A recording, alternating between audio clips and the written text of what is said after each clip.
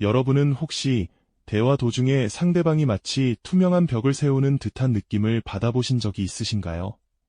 아니면 명확한 대답은 피하면서 자꾸만 이런저런 핑계들을 늘어놓는 모습에 가슴 답답함을 느껴본 경험은 없으신가요?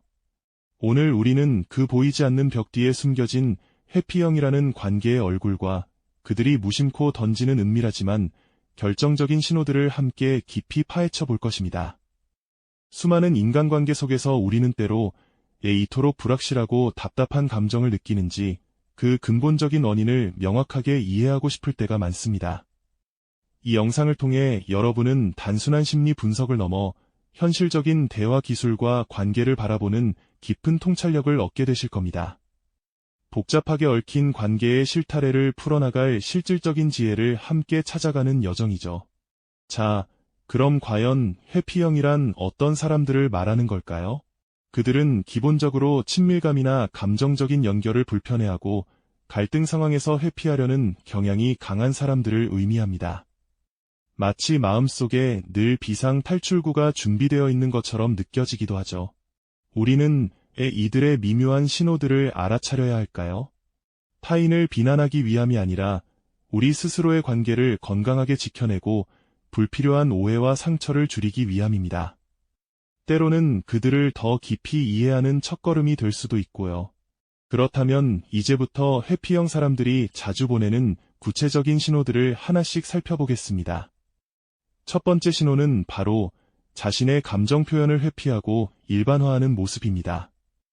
회피형 사람들은 자신의 속마음을 직접적으로 드러내는 것을 매우 어려워합니다.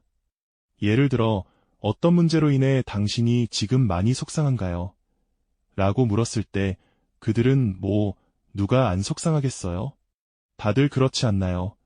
와 같이 모호하게 대답하거나 자신의 개인적인 감정을 마치 보편적인 현상인 양일반화시켜 감춥니다.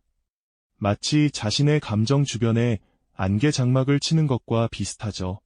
괜찮다고 말하지만 눈빛에는 불안함이 서려 있거나 팔짱을 낀 채 다 그렇죠, 라고 무심하게 말하며 감정을 꽁꽁 숨기려는 모습을 보이곤 합니다. 이런 모습은 상대방으로 하여금 내가 지금 이 사람의 진짜 감정을 제대로 이해하고 있는 걸까 하는 혼란과 답답함을 느끼게 만들곤 합니다. 그들은 자신의 취약한 감정을 드러내는 것이 위험하다고 여기는 경우가 많거든요. 두 번째 신호는 문제의 책임을 회피하고 외부 대상을 지목하는 경향입니다. 어떤 문제가 발생했을 때 회피형 사람들은 자신의 역할을 인정하기보다는 상황 탓이나 다른 사람 탓으로 돌리며 직접적인 책임 소재를 흐리려는 모습을 자주 보입니다. 마치 손가락으로 다른 곳을 가리키며 내가 아니라 저것 때문이야 라고 말하는 것과 같죠.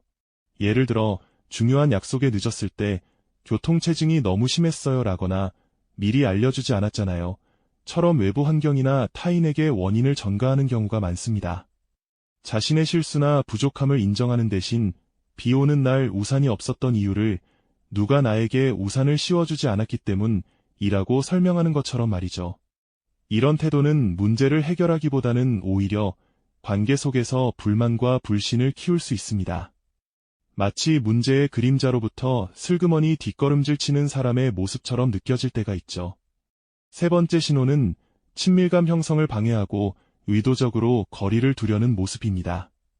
대화가 점점 깊어지거나 개인적인 영역으로 들어오려고 할 때 회피형 사람들은 갑자기 주제를 바꾸거나 농담으로 상황을 넘어가며 의도적으로 거리를 두려는 행동을 보입니다. 마치 투명한 유리벽으로 두 사람 사이를 가로막는 것처럼요. 예를 들어 당신이 우리 관계에 대해 진지하게 이야기하고 싶어라고 말했을 때 상대방은 갑자기 스마트폰을 만지작거리며 시선을 피하거나 뜬금없는 농담을 던져 분위기를 전환하려고 할 수 있습니다. 혹은 물리적으로 뒤로 물러서거나 대화의 맥락과 상관없는 질문을 던지며 당신의 진입을 막으려 하죠. 이런 행동은 상대방에게 서운함과 소외감을 안겨줄 수 있으며 이 사람은 나와 가까워지고 싶지 않은 건가 하는 의문을 품게 만듭니다. 그리고 네 번째 신호는 침묵과 단절을 통한 회피입니다. 갈등 상황이 발생하거나 불편하고 민감한 질문에 대한 답변을 요구할 때 회피형 사람들은 아예 침묵으로 일관하거나 심지어는 연락 자체를 끊어버리는 방식으로 관계 자체를 단절하려는 시도를 하기도 합니다. 마치 갑자기 전화벨이 울리는데도 받지 않는 휴대폰처럼 혹은 텅 빈 채팅창처럼 말이죠. 네 번째 신호인 침묵과 단절을 통한 회피에 대해 조금 더 이야기해 볼까요? 불편한 상황에 마주하거나 감정적으로 민감한 질문을 받았을 때 이들은 마치 깊은 바닷속으로 잠수해버리는 잠수함처럼 소통의 문을 완전히 닫아버리곤 합니다. 단순히 대답을 회피하는 것을 넘어 아예 연락을 끊거나 관계 자체를 단절하려는 시도를 보이기도 하죠. 마치 갑자기 전화벨이 울리는데도 받지 않는 휴대폰처럼 혹은 텅 빈 채팅창처럼 상대방은 영문도 모른 채 홀로 남겨진 듯한 쓸쓸함과 좌절감을 느끼게 될 겁니다. 이러한 침묵은 단순한 답장이 아니라 관계의 연결고리를 끊어내려는 무언의 선언과도 같은 것이라 할 수 있습니다. 이제 다섯 번째이자 어쩌면 회피형 성향의 근본적인 어려움을 보여주는 패턴인 이상화와 실망의 반복에 대해 살펴볼 시간입니다.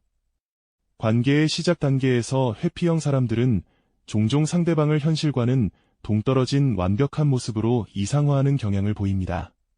마치 동화책 속 왕자님이나 공주님처럼 자신만의 환상 속에서 상대에게 과도한 기대를 투영하는 것이죠. 이러한 이상화는 상대방의 실제 모습과는 거리가 멀 때가 많습니다. 그들은 상대방에게서 자신의 결핍을 채워줄 완벽한 존재를 찾으려 하지만 현실 속의 인간관계는 필연적으로 불완전하고 예측 불가능한 요소들을 포함하고 있습니다. 하지만 현실의 벽은 언제나 존재하기 마련이죠. 시간이 흐르고 관계가 깊어지면서 상대방의 단점이나 예상치 못한 모습이 드러나기 시작하면 그들은 이내 큰 실망감에 빠지게 됩니다. 마치 정교하게 쌓아올린 모래성이 파도 한 번에 무너지듯 환상이 깨지는 순간을 견디기 힘들어하는 겁니다. 그리고 이러한 실망은 관계를 끊어내는 결정적인 계기가 되기도 합니다. 현실적인 문제에 부딪히고 갈등이 생겨나면 상대방을 비난하거나 관계 자체를 포기해버리는 선택을 하는 경우가 많습니다. 내가 생각했던 사람이 아니었어 라는 말과 함께 마치 깨진 거울 조각처럼 산산조각 난 관계를 뒤로 한 채 또 다른 완벽한 상대를 찾아 떠나곤 하는 것이죠.